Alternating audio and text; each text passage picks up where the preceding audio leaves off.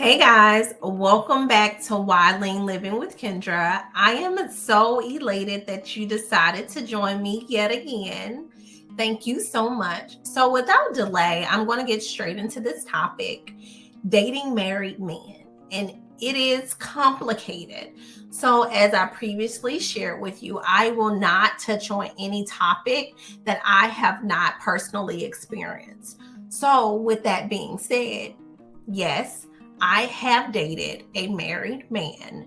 But before you begin to type vigorously, leaving a comment in the comment sections, or before you call me a hussy, please hear me out, okay?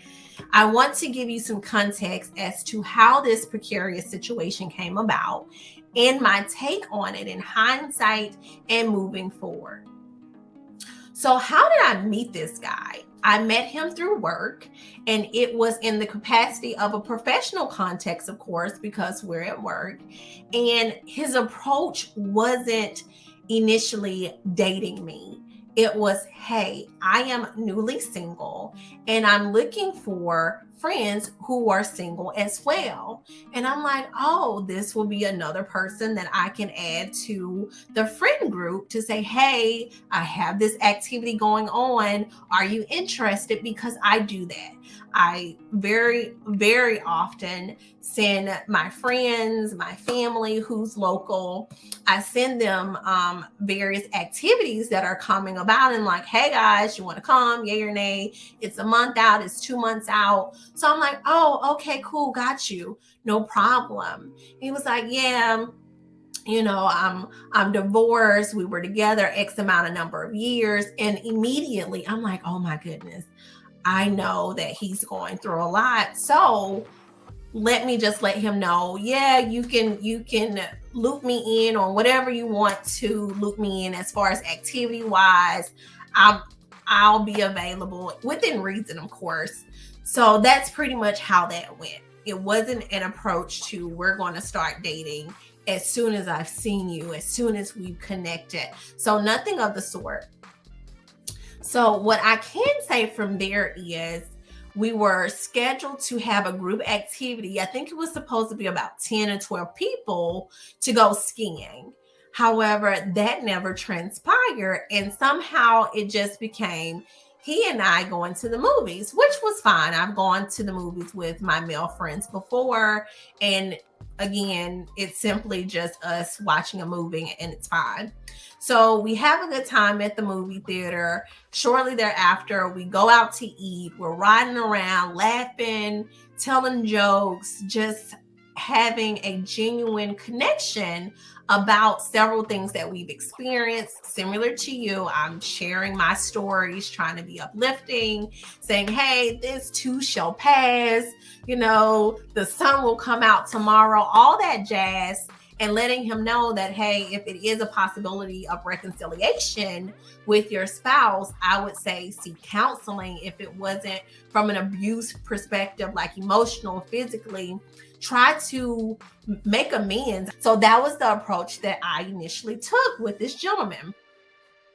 So moving forward to a few more outings that was just us, he asked me a question to go to an event or to go to a resort out of state. And I'm like, okay, well, I don't think we're there. And I don't know in what capacity he thinks that we're going to go on this trip, just he and I. So let me redirect the conversation. I'm like, hey, I don't feel comfortable, but I know we can do this. So of course I picked some sort of like comedy show, some event where it's just having a good time, of course, laughing. I love to laugh in case you didn't know. So we do that. And then we end up going for gelato. And we're in his car, we're talking. And I'm just like, hey, I just want to get clarification.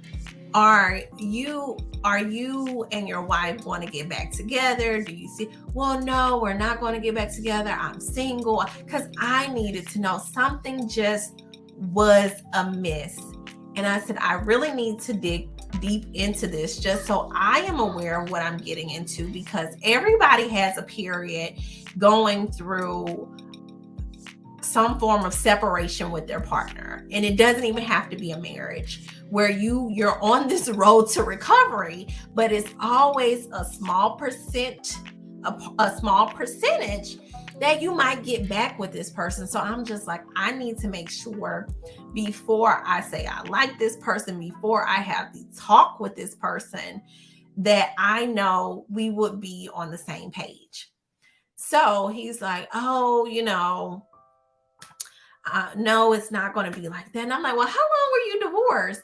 And he was like, well, we're technically divorced in the sight of God, but we're still dealing with paperwork. I'm sorry. Could you come again, sir?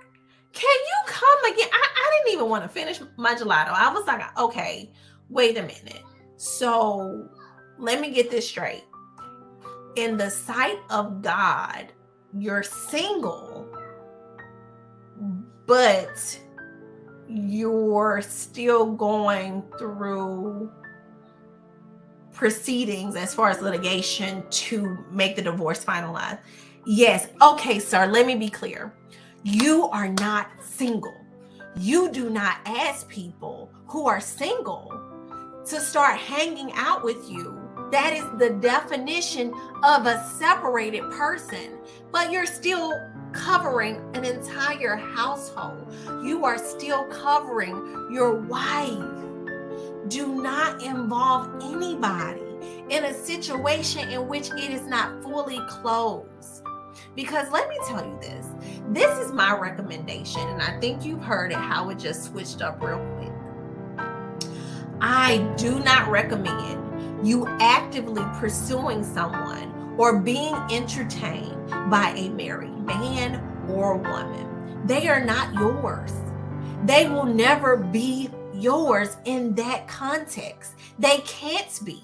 They are tethered. They are committed to their spouse. However you want to justify it, however they want to justify it, it is not the case. Until it is fully recognized by the court, sweetie, you are very much so a married woman or married man. So I cleaned it up in good old Kendra fashion. I said, hey, I want to be clear.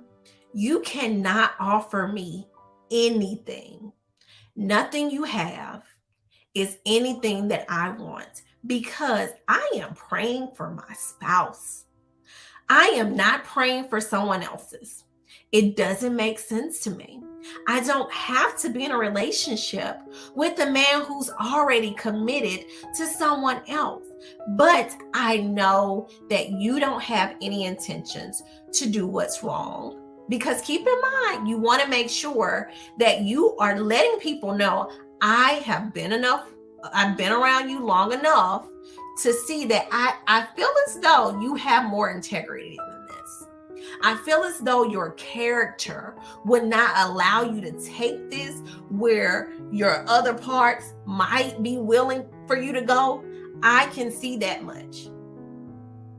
But we need to remember, and I'm going to wrap this thing up, that being with someone who is tethered, who's committed under God to someone else, you will never be able to get them to 100% commit to you.